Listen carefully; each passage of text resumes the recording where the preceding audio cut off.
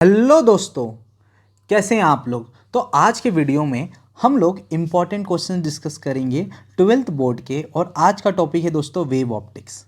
और इसके अंदर हम लोग पार्ट 2 देखेंगे जिसमें हम देखने वाले हैं वेरी शॉर्ट आंसर दोस्तों। तो चलिए अब देरी नहीं करते हैं और डायरेक्टली हम अपना फर्स्ट प्रॉब्लम सॉल्व करते हैं। ओके, तो सबसे पहला क्वेश्चन ये है कि what is the shape of wave front on earth for sunlight, है ना।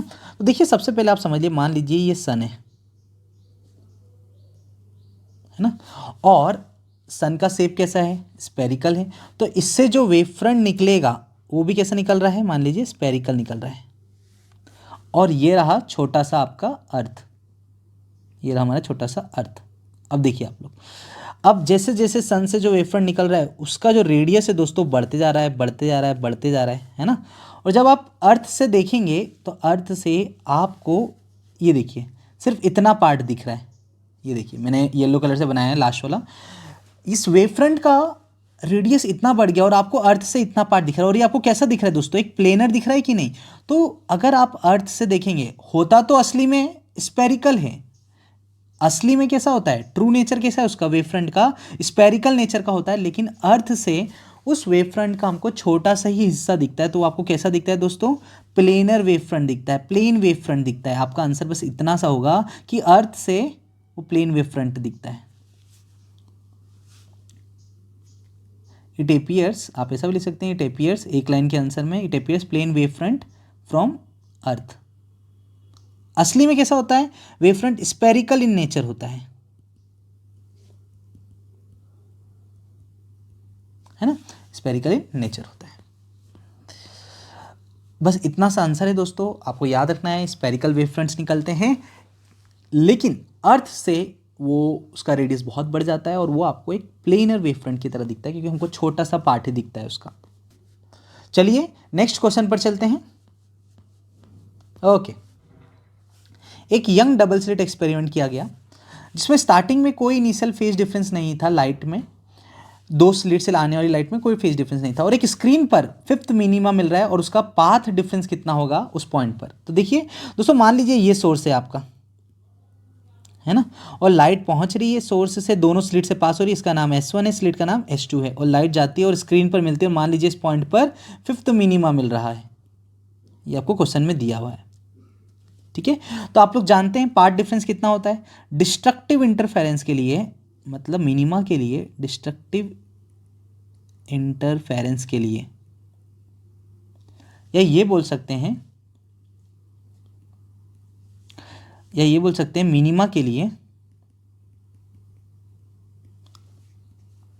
क्या कंडीशन है दोस्तों, जो पार्ट डिफरेंस होता है वो कितना होता है, 2n+1 λ/2, है ना। क्या होता है दोस्तों, 2n+1 और λ/2 मल्टीप्लाई। तो अगर मैं फर्स्ट मिनिमा की बात करता हूं तो n की वैल्यू कितनी होगी, n की वैल्यू 0 होगी। सेकंड की बात करता हूं तो n की वैल्यू, है ना, 1 होगी। थर्ड मिनिमा की बात करता हूं तो n की वैल्यू 2 होगी। अब इसी तरह अगर मैं फिफ्थ मिनिमा की बात करता हूं,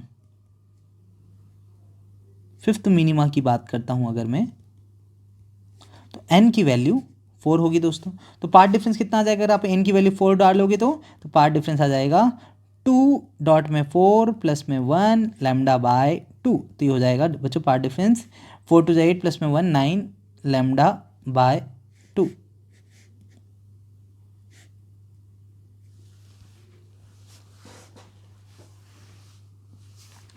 तो दोस्तों आपको ये आंसर लिख कर आना है, पार्ट डिफरेंस इतना होगा तब फिफ्थ मिनिमा मिलेगा उस पॉइंट पर, ठीक है। तो चलिए चलते हैं दोस्तों अब नेक्स्ट क्वेश्चन की तरफ। ओके, यहां देखिए दो कोहेरेंट सोर्स है और इंटेंसिटी रेशियो जो है वो 25:1 है और प्रोड्यूस इंटरफेरेंस पैटर्न, ठीक है ना। आपको दे रखा है और आपको बोला है कि रेशियो निकालना है, मतलब आपको I1/I2 दे रखा है, दोनों सोर्स का रेशियो दे रखा है 25/1। तो दोस्तों आपसे पूछा गया है ना कि आपको A1 अपॉन में A2 इज क्वेश्चन मार्क, ये पूछा गया है आपसे, और इतनी सी कहानी है ना। तो देखिए बच्चों, intensity is directly proportional to the amplitude का स्क्वायर, है ना, ये आप जानते हैं बात को, हम ये बात जानते हैं।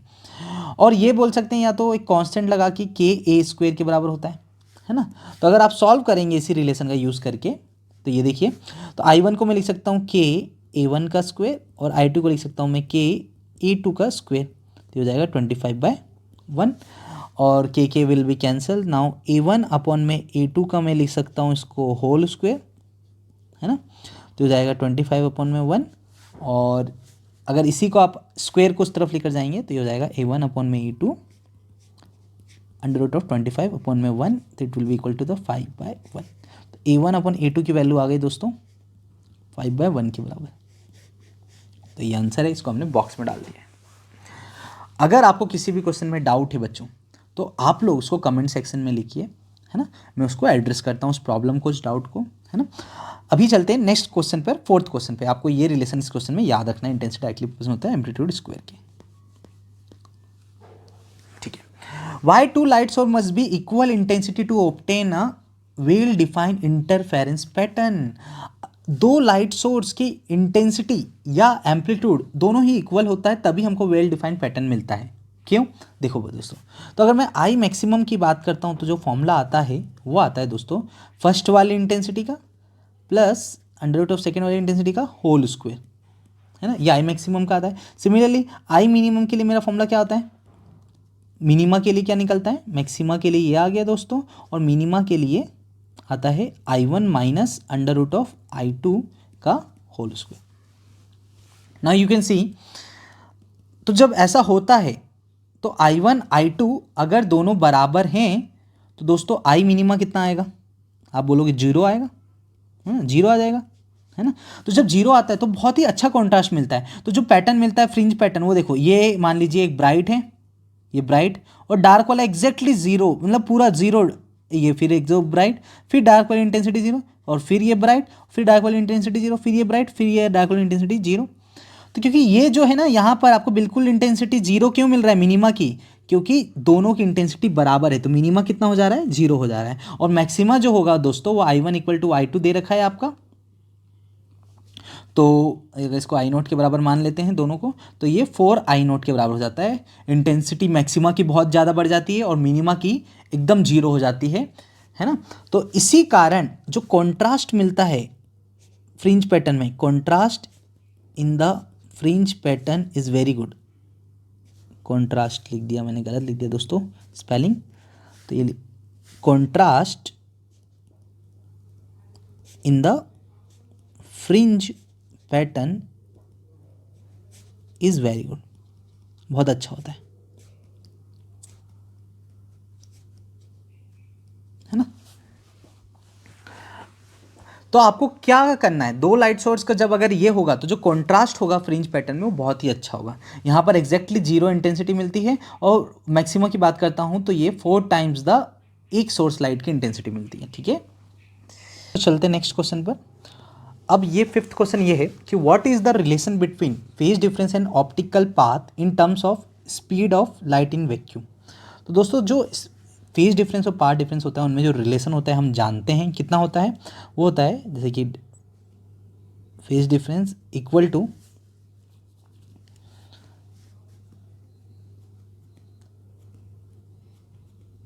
टू पाई अपॉन में लैम्डा इंटू में पार्ट डिफरेंस, है ना, डेल्टा इस रिलेटेड भी पार्ट डिफरेंस है। तो फेज डिफरेंस कितना होता है, this is the phase difference 2 pi upon में लैम्डा इंटू में डेल्टा एक्स, ठीक है। अगर लेकिन आपसे ये नहीं पूछा गया है, आपको क्या बोला गया है कि ये जो रिलेशन है हमको किस में चाहिए, in terms of speed of light, किस में चाहिए, in terms of speed of light,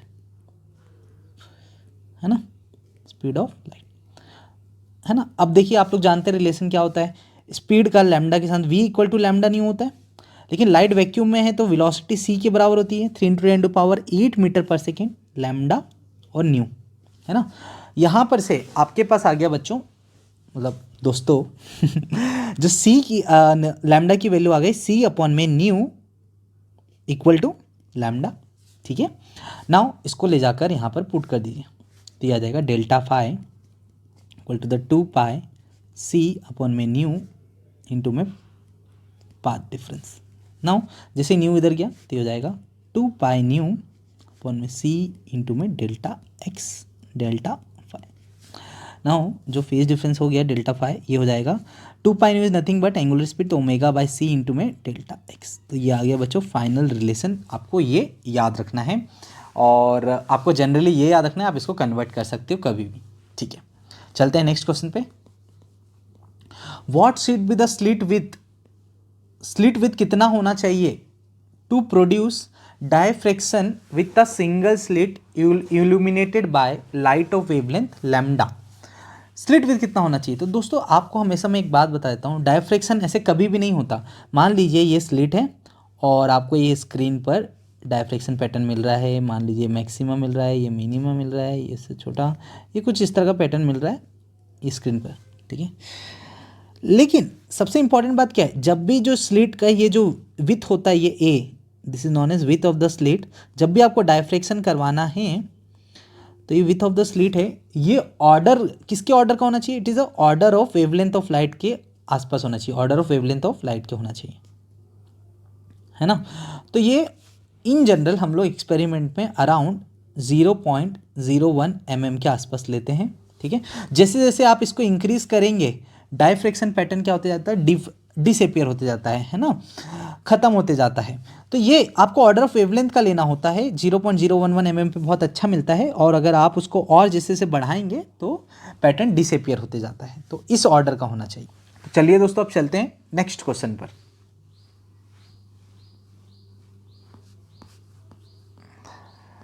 okay, तो फाइनल जो लास्ट क्वेश्चन है हमारा वो ये है कि मान लीजिए आपके पास एक स्लिट विथ दे रखी है ना, सिंगल स्लिट एक्सपेरिमेंट हो रहा है और डायफ्रैक्शन मिल रहा है, वो भी किस पर, 45 डिग्री पर।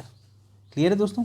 अब देखिए बहुत ही इजी सवाल है ना, तो मैं लिख देता हूँ, आपको एंगल दे रखा है ना, और सिंगल स्लिट एक्सपेरिमेंट में डायफ्रैक्शन पैटर्न है और मिनिमा की बात कर रहे हैं, है ना। तो जो मिनिमा होता है दोस्तों वो कब मिलता है? जब पाथ डिफरेंस एन लैम्डा के बराबर हो। डायफ्रैक्शन में जब पाथ डिफरेंस किसके बराबर हो, एन लैम्डा के बराबर हो। पाथ डिफरेंस जो डेल्टा है वो अराउंड एन लैम्डा के बराबर हो, तब मिलता है, ठीक है। और जो पाथ डिफरेंस है वो कितना आता है दोस्तों, हमारा आता है वो ए साइन थीटा के पास आसपास आता है ना।